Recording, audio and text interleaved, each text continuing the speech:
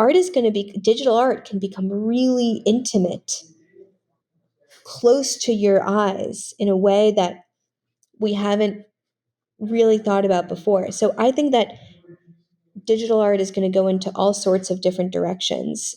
And I'm pretty excited about it.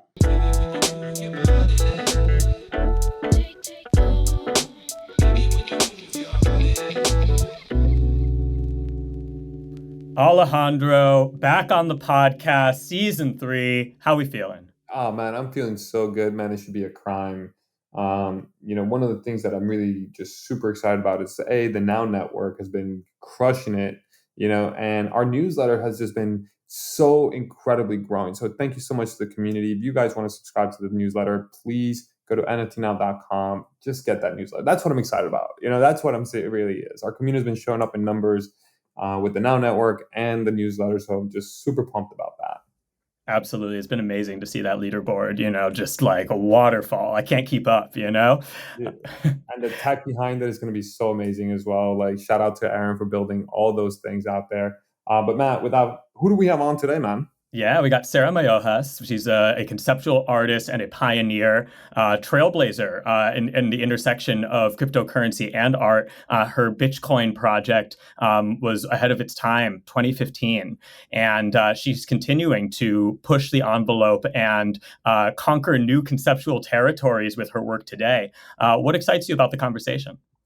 Oh man, what excites me about the conversation right now is that Sarah walked so that other artists could run, and from that perspective. And I'm just really excited to find out where she comes from and where she's going, right? Like, we know so much of this window of time of her Bitcoin project, but what happened before, what happened after, that's really what I'm excited about. There it is, you and me both. Without any further ado, let's talk to Sarah. Sarah, welcome to the NFT Now podcast. So happy to have you. How you doing? Great. I'm happy to be here. Oh, Sarah, this is such a special episode. I know you and I have crossed paths many years ago, many moons, and we've stayed in touch. But I'd love to just dive right in. Like, you were one of the first people, if not the first artist, to put art on the Bitcoin blockchain. Like, tell us about that. Like, what was the idea? How did you come across it? And what was your thinking around this? And give us some context around that project. Yeah, at the time I was in grad school. So I was in the School of Art at Yale, but I had just finished doing undergrad at Wharton in finance. And when I was at Yale, my work became very conceptual, mostly because I wasn't really a good craftsman physically, right? I hadn't gone to art school.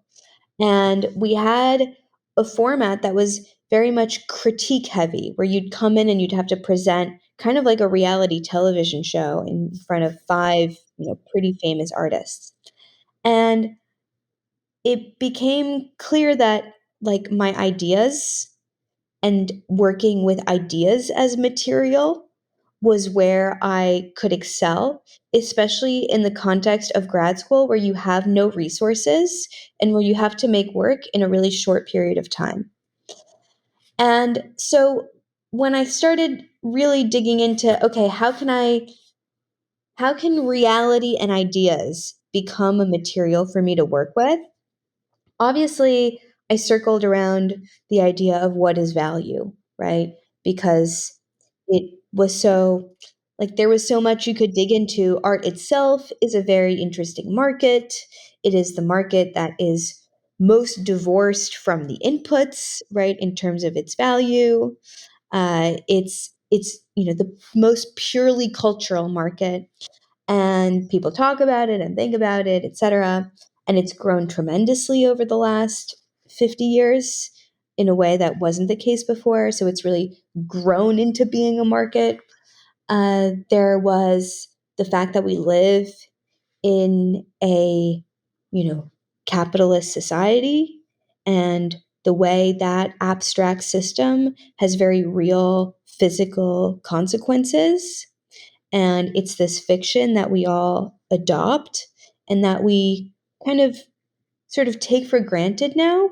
And then it was and then it was going into theory and reading, like there was this one French philosopher who's not particularly well known, but Jean-Joseph Gueux had written this book called Symbolic Economies that looks at political economy, but from this like this Lacanian psychoanalysis perspective, which is maybe not the right thing to do, but for the sake of like inspiration for art, it's perfect. And and so that was, I was reading that and thinking about the nature of currency as a representation, like this, currency which bills, right, are very visual and are on this unique paper that you can't replicate, right? This issue of counterfeiting is very much real physically as well. So we talk about NFTs, but it's like physical dollar bills, hard to actually counterfeit. And uh, and so I was thinking about currency as is this representation, as this thing that everything can be represented as, and then I heard about Bitcoin, and that's and then suddenly I had done some other experiments about art and value, and they were all like they all became What sort of, year was this? Just for context, like for this timeline was purposes. 2014 is when I heard about Bitcoin and decided that this was material for art. Wow. I mean, your work with Bitcoin, that project, really made waves across the crypto space and beyond. Even back then, I remember when it first like crossed my path, well before this whole journey into the intersection of this technology and art. Tell us about the Bitcoin project, like, and the vision behind it. Yeah, the vision behind it was that there was it we'd gone through, goodness. There's so many visions behind it. That's something I like What's your about favorite? What's your favorite is one? that there isn't just one. There has to be like multiple so that it's a whole tangle of things that everybody has a different access point into getting sucked into it and then coming out a different way. So one of the visions was about being honest, about truth, of like the reality that when you're an artist and you're entering a market, you are creating your market and that you are creating essentially like something that's like a currency, right? Warhol is a currency. There's always a Warhol traded somewhere, and they are, comparable. So that art has aspects of currency. Damien Hirst is a currency. Of course, he later on did the actual currency, but he was doing that with his art, right? And so there's something about making something that at the time like sounded so ridiculous, but that's because but it was also just purely honest in giving people what they want, which is like a way to buy into your economic future, right? Because that's what people do with paintings, right? You buy a painter and then their career goes up and their paintings appreciate. And so why not be honest about it and be like, you know what? You can buy Bitcoin and Bitcoin is backed by my artwork. And so it both had like use value and exchange value and was itself a piece of art. So that was one thing about this sort of radical honesty. Uh, two was two was like I did really care about it being backed by something material, which is not how the NFT space then developed, but it was there's something that appeals to me about being grounded in something real and having that counterpoint of something that's digital, like so-called immaterial, that can transact and get the benefits of transaction, but ultimately being backed by something that's very real. So that was something that I just instinctively uh, gravitated to, and I'm not sure I have a strict philosophical reason for that, but I think it's just like my personality. I like having things be quite material, and then and yeah, I mean, as I've said, it was like an acceleration of trends. There was social media. people turning themselves into brands. What's the extreme of that? You turn yourself into a currency. There was this technology that was itself a creative act that was um, unbelievable, like breaking all systems. And that felt very inspiring, right? That this anonymous individual had created this new system of value. And and that other people could too. So it felt like a creative act. It didn't feel like I'm starting a business. It felt like I'm creating, and I'm creating value. I love that artist as currency like element. I'd love to dive deeper into that. But how did you get into the art world first and foremost? How did you go from pen finance to what is considered one of the most world-renowned MFAs, if not the top MFA in art, right? Um, what's that journey like? Did you grow up with art? Did you grow up with artists? Like, what was that thing that made you say, "Hey, how does Sarah Meyohas become a currency in itself with art?" Yeah, that's a good question. So I grew up in New York, but my mother took me every weekend to, and without the intent of me becoming an artist, took me every weekend to museums. And my mom's French, and she had fallen in love with New York because of, in the 90s, how vibrant a city it was and how much culture there was, and the museums are amazing. And so she is the one who gave me an artistic education every weekend. I was seeing everything. And then, but, you know, when I was in high school, I actually loved fashion, which, makes sense. A teenage girl,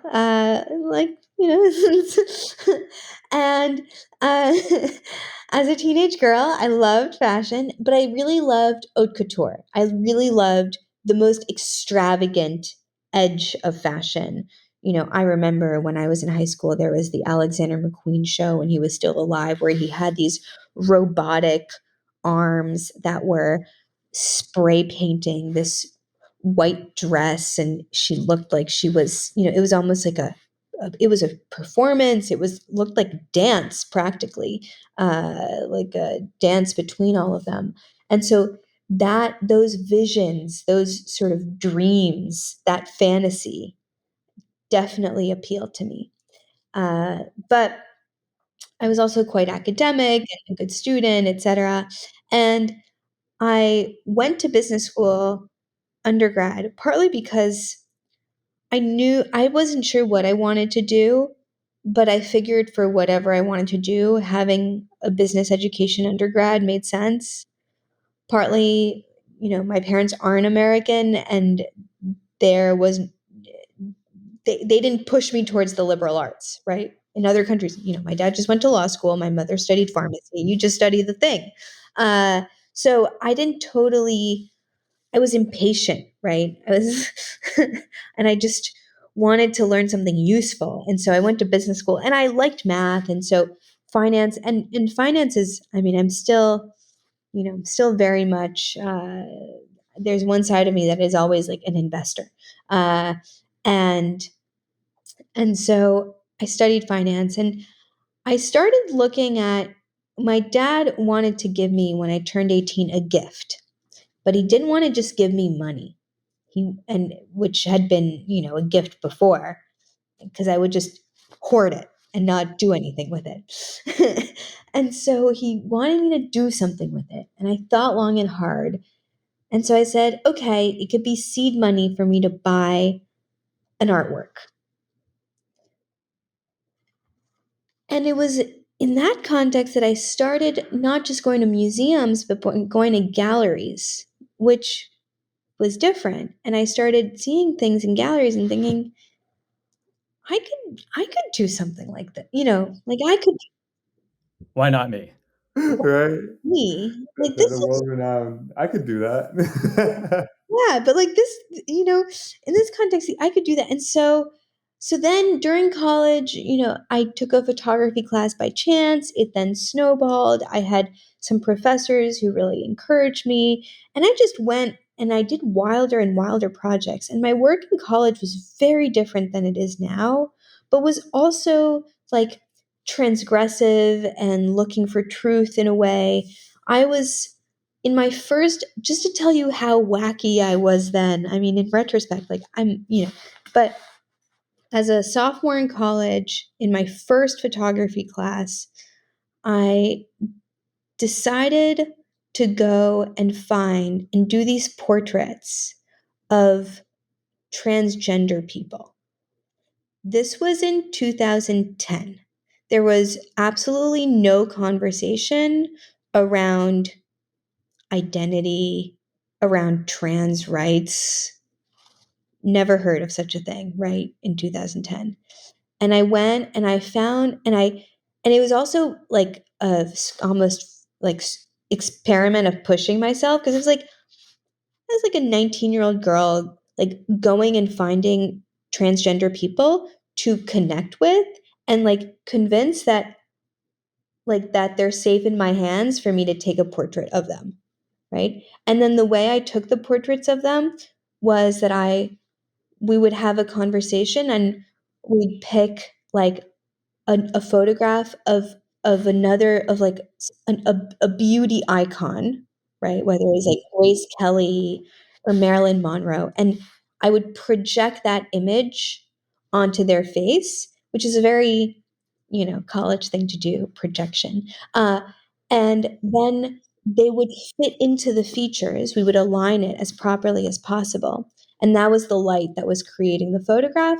And so there are almost like two layers of transformation, right? There's their face, which was, the people I met had like a lot of makeup and were very focused on how their face looked. There was a lot of construction.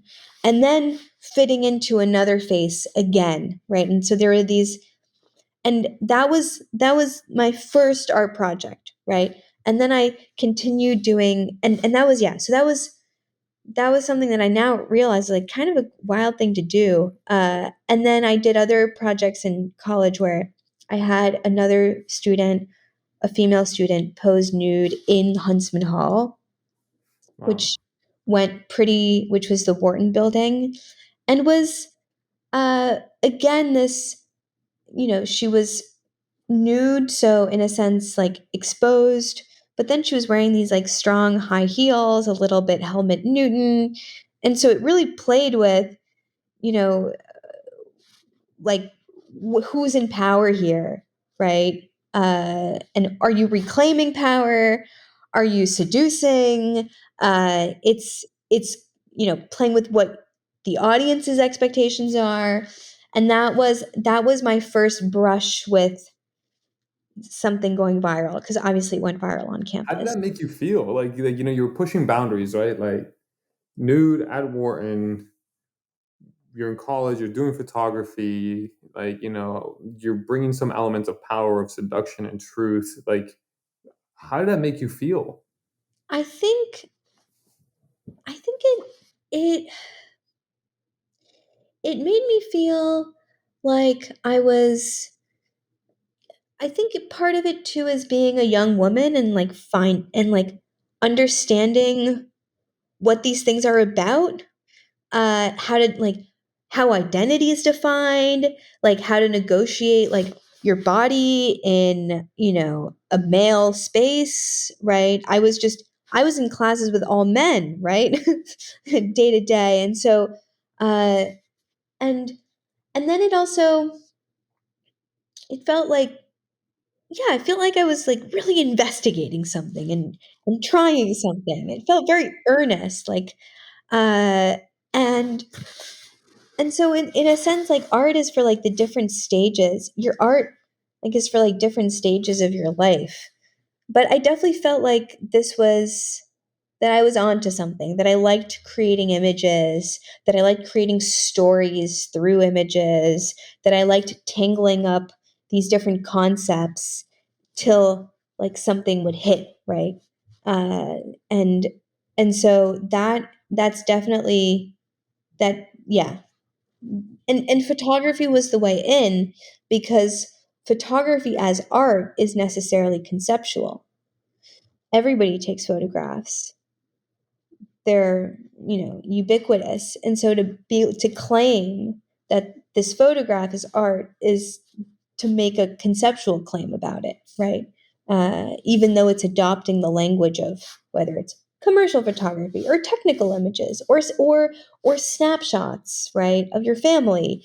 All of these have different languages that you can play with when you're making photography as art. But photography as art is necessarily conceptual. And that's, eventually that led to the other things. I love that. I love that. It's so good to get like that insight into those early sort of forays. I'd love to hear about what your breakthrough was like. Like how do you think that you kind of took that forward, took all of that energy, that like spirit for experimentation, and became, one of the most sought out artists in the Web3 space?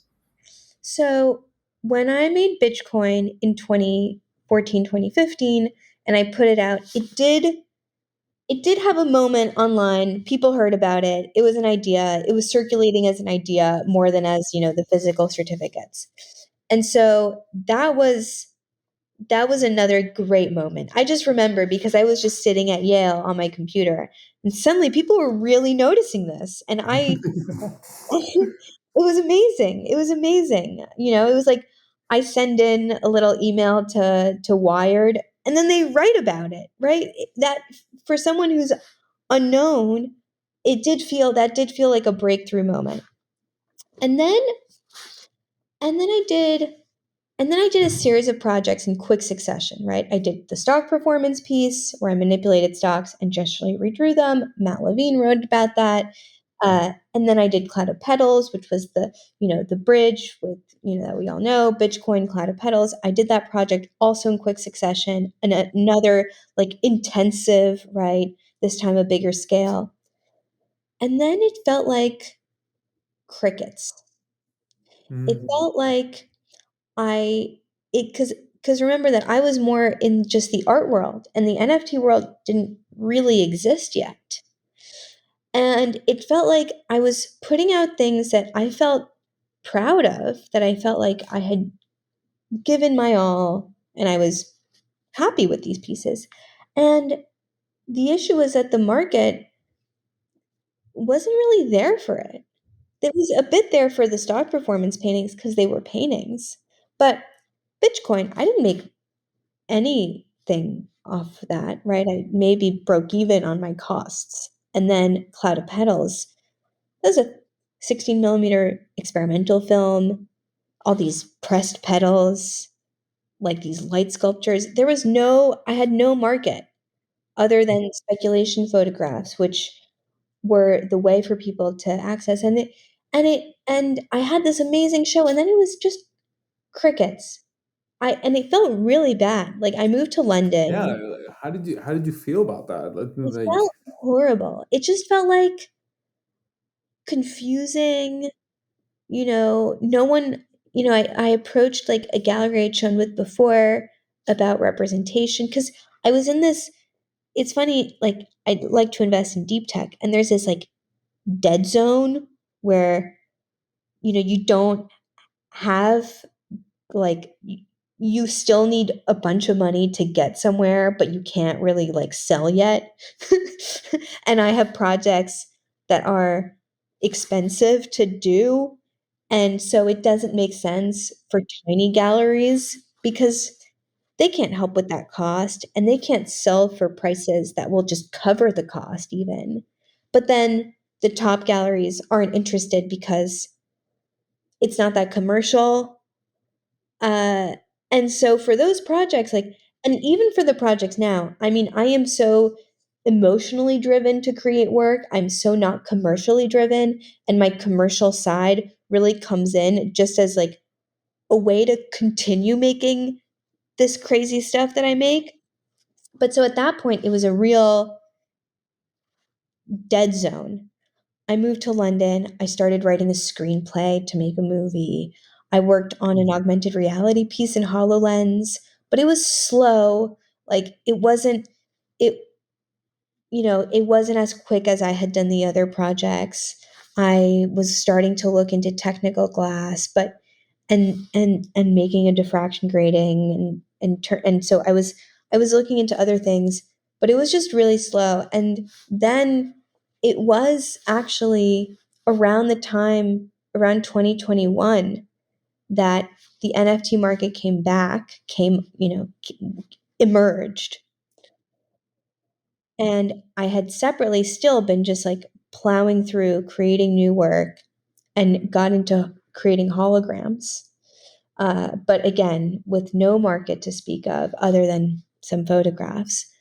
And that's when things started coming together uh, for me, because suddenly Bitcoin made me really like prescient, right? And I had all of this other work that just had been there. And then I also had this new body of work that I had been slowly getting towards, which was the holograms, that was a physical version of augmented reality meets stained glass. And that was the moment that I was able to like kind of lift off. What motivated you through this period of no man's land? Like in deep tech, I'm also an investor in deep tech. Like I love like laser computing, VTOLs, things of that nature, right? Like you're absolutely correct.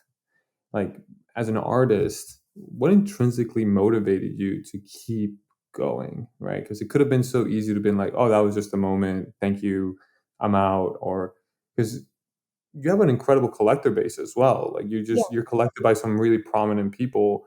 What was that psychology through that dark time?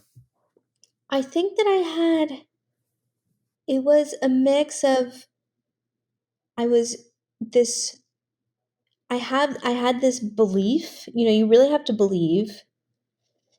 As an artist, you kind of oscillate between having an irrational belief in yourself and in art and in the power of art and in the beauty of art, and then also self-doubt, right? You have to be your biggest critic.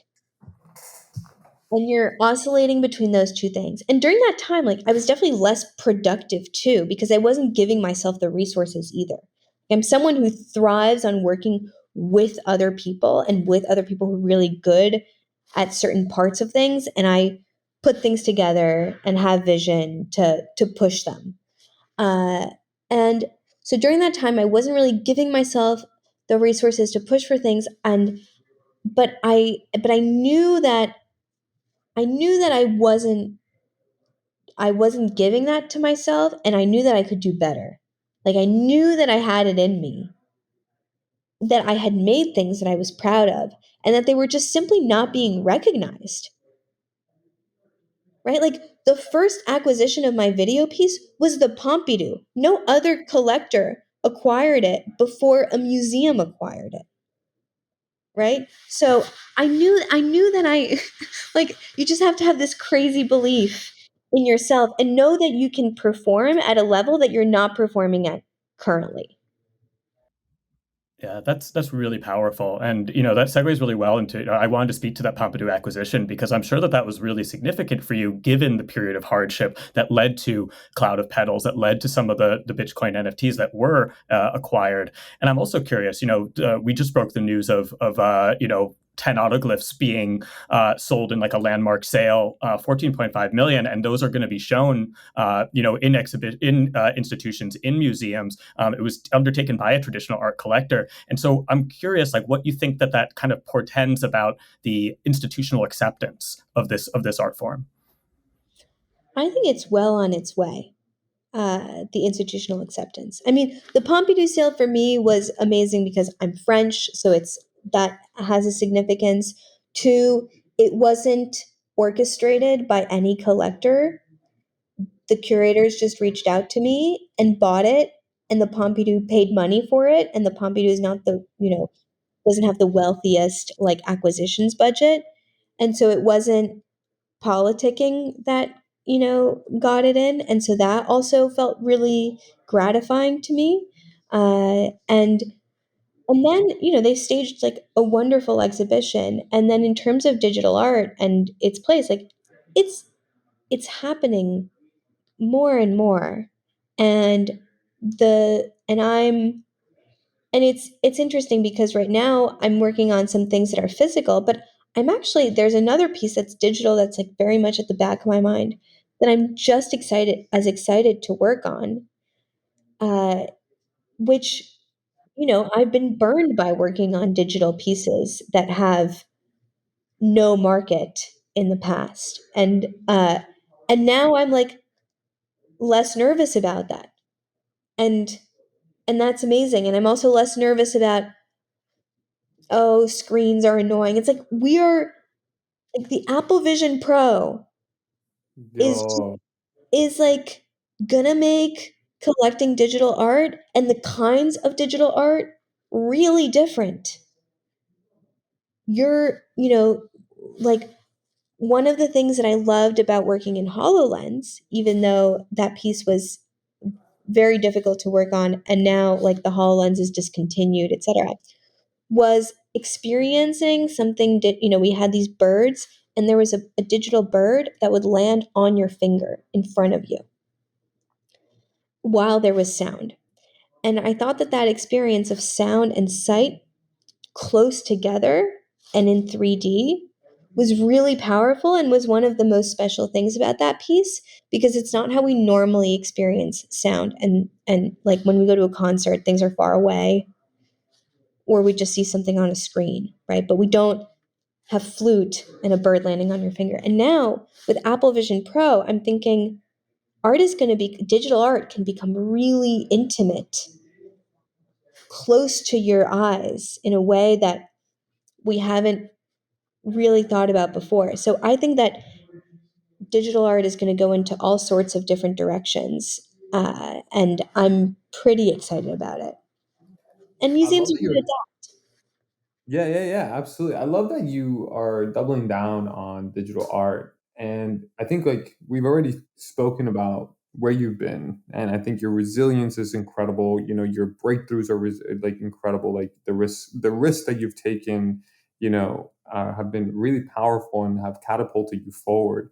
Um, I've had the privilege and honor of like spending a lot of time with you in person. You have a really amazing aura about you. You have like really incredible energy.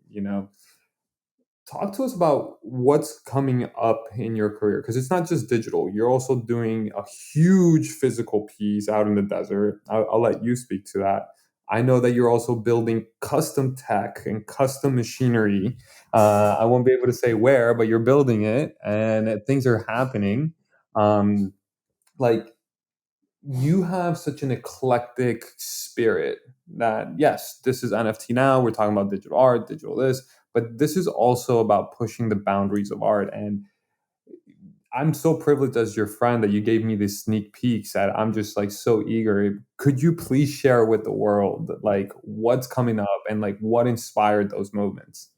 Yeah. So this machine is a very custom plotter that we started last May working on it at a small scale. I was seeing that some digital art was, people were making plotter drawings out of things. And I was noticing them. And I was like, this is pretty interesting. And I'm seeing a bit more of it. But then I thought, well, what about not doing it with either pen or marker, which is what you see the most of, mostly because the pressure is, the ink just comes out uniformly. Could I make a plotter that drew with pastels? And part of that is like the precision of a plotter with the messiness and the poetry and the materiality of pastels. Like pastels, you think of as impressionist, right? And they're just pastel, even colors are just, they're just so delicate and beautiful and sensitive. There's something sensitive and yeah, and I like that tension usually in things, right? Cloud of Petals, it's the harsh Bell Labs, industrial, and then the rose petals, right? So that's the tension that I like. And so we started building Cloudr, then we ran into all sorts of issues that we solved over time. And I have like a full time engineer, Kevin.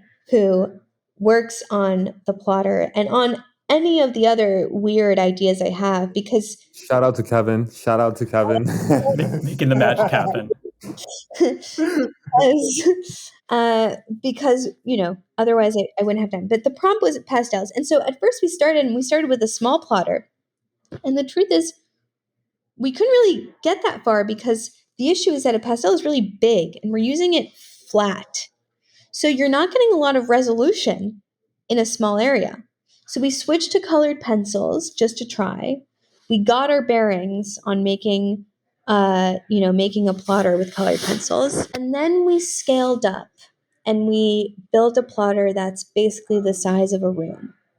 It's like 6 by 6 feet. And that's where we started to really be able to get resolution, because pastels just don't come that tiny. And now, at first it was nervous. Like the first, when we were working at the small scale, okay, whatever. But now we're really getting results that are amazing because we're using 90 colors in a single image. And the other thing that we had to work on too is how you're turning an image into the instructions for the plotter, right? And what are the parameters that you're choosing? What are the paths? How are those paths, made? What colors? How is it being separated into colors? All of those are things that we've actually tested, and we run. I can be very much like there can be a very much like an engineering approach to some of these, to trying to get these different results, right? We run a control and then different tests to see what we like. So we're really, it's not just, willy nilly, but we're now getting to a point where the pastels are blending really nicely, and anyways, we'll share some pictures, but we're finally getting to a place that's really exciting. And it's interesting because it does feel like it's there's a physical manifestation, but the whole design of it is purely digital. Like we're basically turning an image into 700,000 vectors. And the question is, what colors are those vectors, and how are those vectors, what paths are they taking? So it's purely, there's a strong digital component to this. I love that. I love that. And like speaking of strong digital components and given your background, I'm really curious to get your perspective on what has been one of the biggest stories of like the intersection of Bitcoin and art over the past year or so, the rise of ordinals. You obviously you've been on this wavelength for a lot longer than many, in fact, most. What are your thoughts on ordinals and that ecosystem? So sometimes I can be in a bit of a bubble. So I don't follow the market super closely. To me, it was just it makes sense because it does seem like at the inception, when Ethereum became the chain for smart contracts and Bitcoin didn't, it was a philosophical motivation and not a technical motivation for that. And so given the success of NFTs on Ethereum, it would make sense that the Bitcoin community would sort of open their eyes and be like, hold on, we can have this too. We can do this as well. Uh, you have you have attaching data to all sorts of other chains. Why not Bitcoin? And so, yeah, it makes sense to me in that regard. Just a matter of time. That's really beautiful. I love that prescription. Um, Outside of the things that you're doing, what's intrinsically motivating you? What's driving your curiosity these days? You've pioneered so much. Like, what's the next horizon for Sarah Meyohas, and where is her art, or where's her currency taking her? You know. So there are a few things. So the pastels, I'm on this journey. I want to make the most gorgeous pastels on this planet. The holograms are another sort of vertical, if you will. And the holograms I feel very strongly about because it's a technology that doesn't have a commercial application. It really only has an application for art. It's a very technical medium, And so that means that people just don't make holograms anymore.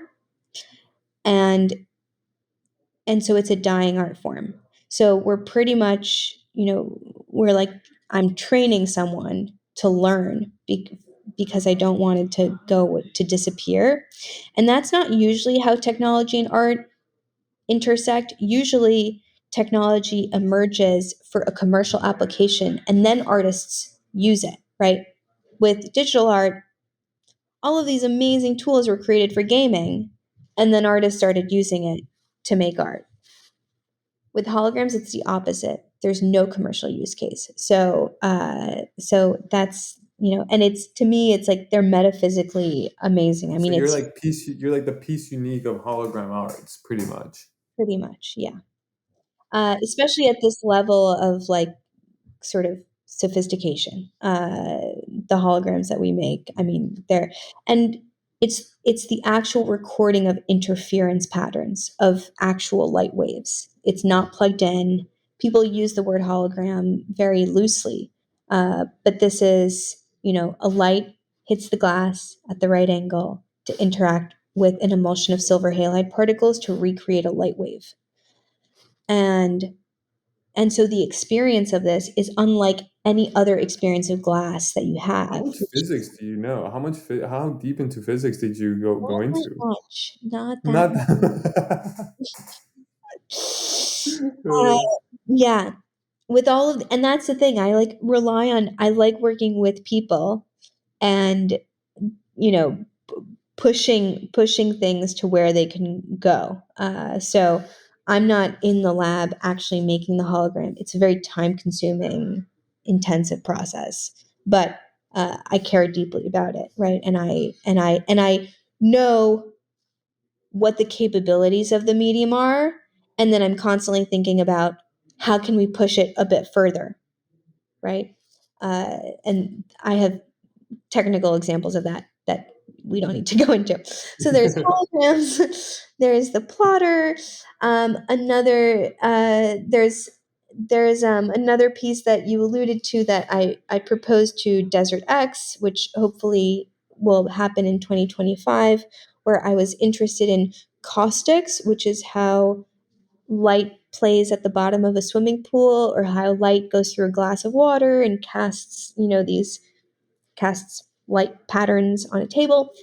And there are these scientists in Switzerland that figured out how to create an image from either something reflective or something transparent that is slightly patterned with a focal distance.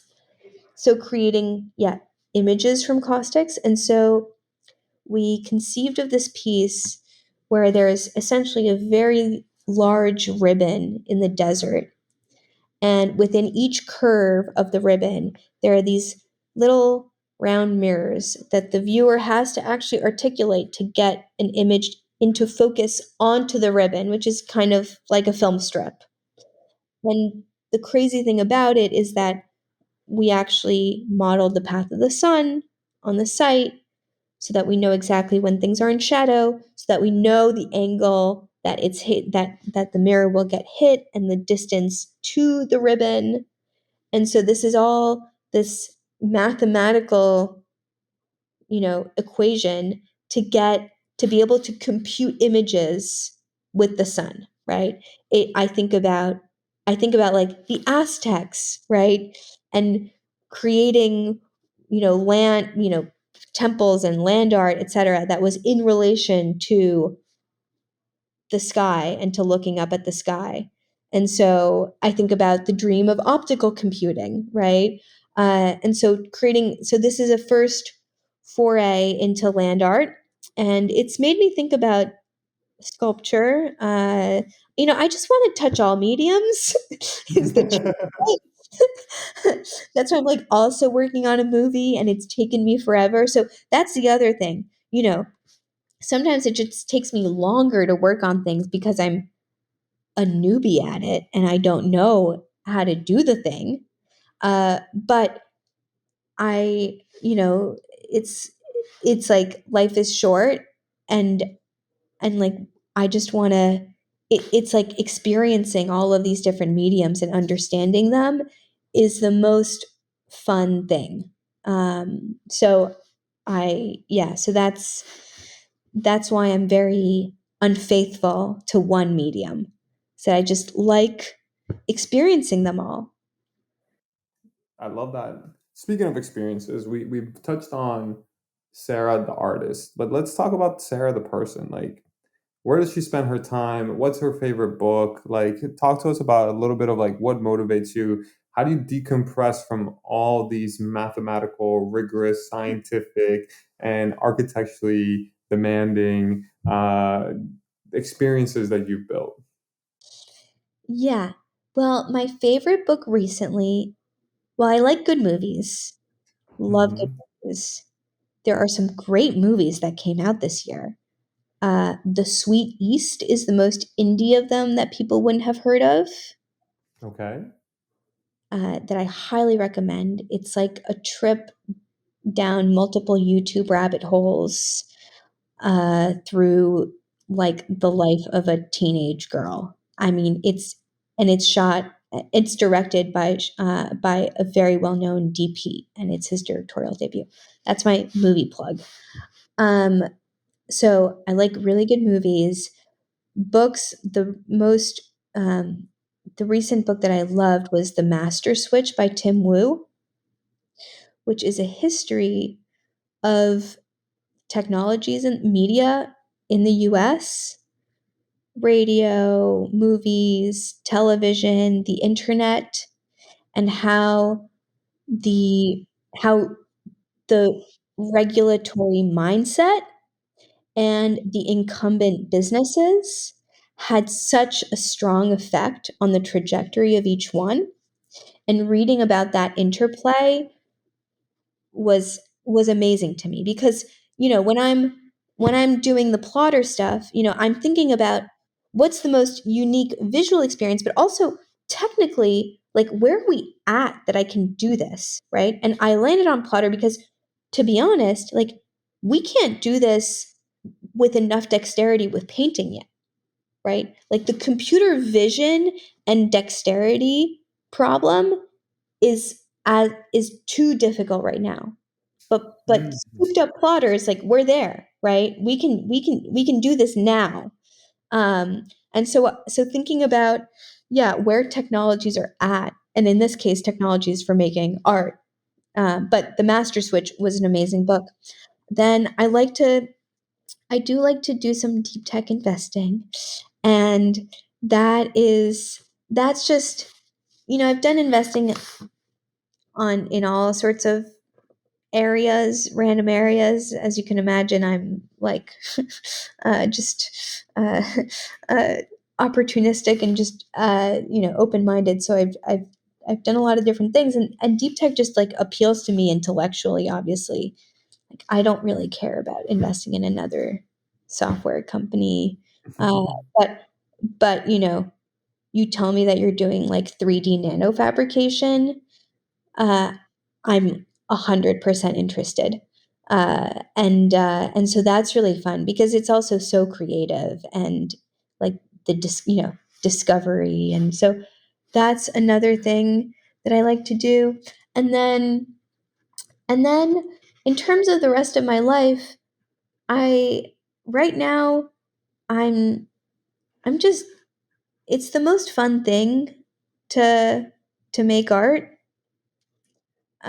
So that really does take up most of my time. And then socially, I created an event space with a partner in Tribeca, and that's a very new project.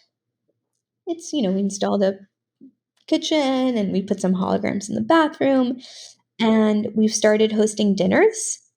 And the last dinner on Friday had 65 people, and everybody sits at a really long table, and you get to be seated next to your friends, but then also you meet whoever is the person next to you, and inevitably the people who attend are an intersection of my friends, of my partners, Arlie, who runs the space, of his friends, and whoever that chef for that night, their friends as well. And it feels really fun to do it because it feels kind of boring to just just go to a restaurant and sit in front of the person. In college, the most fun thing was showing up at a party and you knew some people, but then you met other people. And where does that happen, right? It happens at art openings, but it can also happen in this space. And it does feel like, we need these spaces.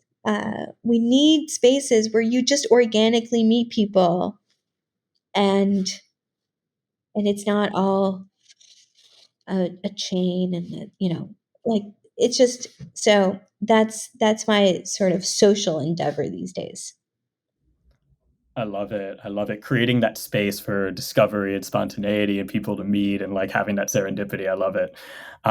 So we have a segment that we do at each podcast called Bullish or Bearish. It's kind of like our hot take, segment. So let's start. Hearing that you've been working on film and have been really dabbling in the video space.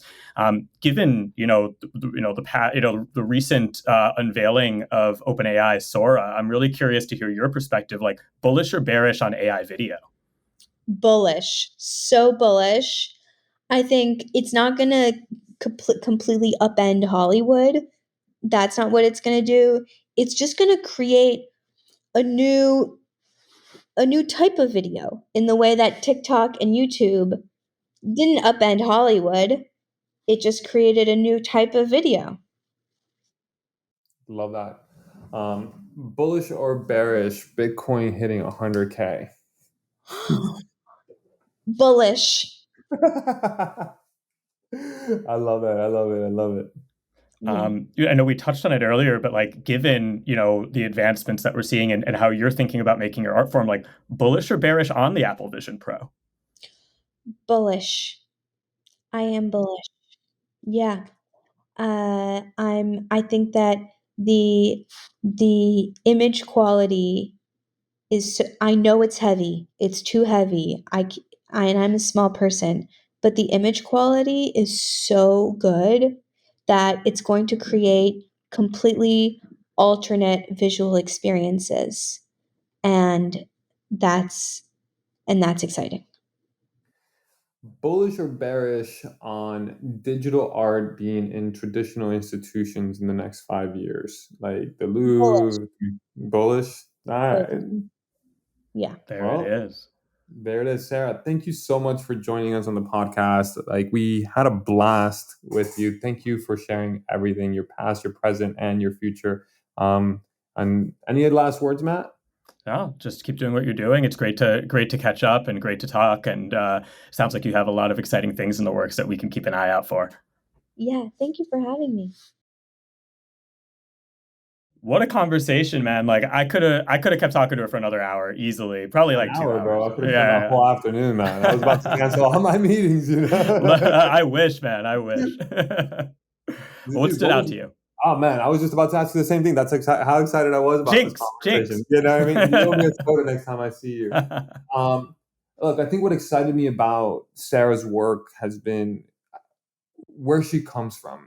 Not so much where she's going, but where she comes from. I think that natural curiosity of that omnipresent like canvas of video, holograms, technology, right? Like the curiosity of what holds value. Like that in itself was just like really powerful. And then what really stood out for me, secondly, from this whole perspective is just her perspective of like currency, art being a form of currency, right? And seeing that capacity. And I call it the Medici effect, right? She's so present in so many different fields that her cross-pollination makes her so unique. That plus her curiosity and her tenacity makes her really unstoppable. Yeah, I love that. One of my favorite things was when she talked about the hardships that she went through. It's really easy, especially, artists are kind of going through it right now in the Web3 space. I know we're like, precipice of a new bull market and stuff, but a lot of artists aren't feeling that, right? A lot of liquidity is dried up from NFT space. And it's easy for some of these artists, I think, to look back at someone like Sarah, be like, oh, you were early, now you're in the Pompidou, like, okay, like, and they don't realize the struggles and the friction and the swimming against the current that it takes to be early like that, to be a It took pioneer her like that. 6 years, right? She went That's from having right. the fuzz of 2015 with Bitchcoin to Pompidou was 2020, 2021. Yeah, like Right? it's wild, and and what she talked about, like being stuck in that dead zone. She talked about like galleries not giving her the time of day. It's easy, like you always say, to look at like someone be like, oh, overnight success, or whatever. That was not. That was something that was a lot of time, effort in the works, and navigating some very dark and uncertain times. So I hope that anyone who is navigating times like that and listens to this podcast also finds something to resonate there.